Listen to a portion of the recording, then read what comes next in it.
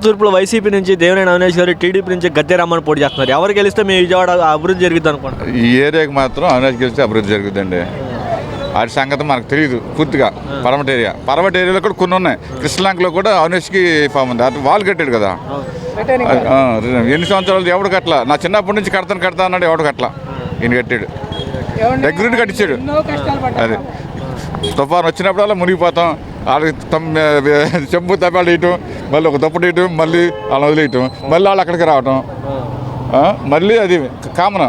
కానీ శాశ్వత పరిష్కారం చూపించారు అవినాష్ గారు, జగన్ గారు కలిసి. దేవినేని అవినాష్ గారు ఎక్కువ సార్లు మీ ఇళ్ళకి వచ్చాడు అంటారా? ఇప్పుడు గద్దె రామ్మోహన్ 10 సంవత్సరాలు గెలిచాడు. ఇక్కడ ఎవరు ఎక్కువ సార్లు? గద్దె రామ్మోహన్ ఇటు ఎప్పుడూ రేరు వస్తాడండి.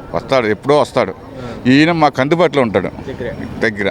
ఏదైనా అవసరం అయితే ఇలా అందరూ పరిగెత్తి వెళ్ళిపోతారు. సమస్యలు ఏమైనా అంటే ఎలా పరిష్కరిస్తారు? ఏమంటే అతను చేయగలిగింది చేసేస్తాడు ఏమంటే. లేదంటే నేను హైకమాండ్ కనుక్కొని మీ పని చేస్తానని చెప్తే చేస్తాడు. అది ఆయన మాట తిరిగాని పని తిరిగాని ఎలా ఉంటుంది? బాగానే ఉంటుంది. కాకపోతే లోపాలు అనేది ప్రతి ఒక్కరికి ఉంటాయి. అలా లోపాలకు ఎంచుకోకుండా పర్ఫెక్ట్ క్యాండిడేట్ మాత్రం పర్ఫెక్ట్. అది ఎందుకంటే వాళ్ళ నాన్న వారసత్వాన్ని కాపాడాలి, పట్టుదలతో ఉన్నాడు, గెలుస్తాడు. టీడీపీ నుంచి దేవినేని అవినాష్ గారు, టీడీపీ నుంచి గద్దె రామ్మోహన్ పోటీ చేస్తున్నారు. ఎవరు గెలిస్తే మీ తూర్పు అభివృద్ధి జరుగుతుంది? అవినాష్ బాబు. ఎందుకనంటారు?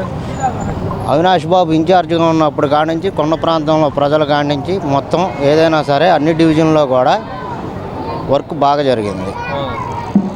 ప్రతి సమయానికి కూడా ఆయన అన్నీ అందుబాటులో ఉండే వ్యక్తి. డ్రైనేజీలు, రోడ్లు, కరెంటు, కొండ మీద పైప్ లైను అన్నీ. మరి గద్దె రామ్మోహన్ ఆయన అభివృద్ధి ఏం చేయలేదుగా. ఆయన ఎక్కువ సార్లు వచ్చాడా? వీళ్ళకి ఈయన ఎక్కువ సార్లు వచ్చాడా? అవినాష్ బాబే ఎక్కువ సార్లు వచ్చాడు.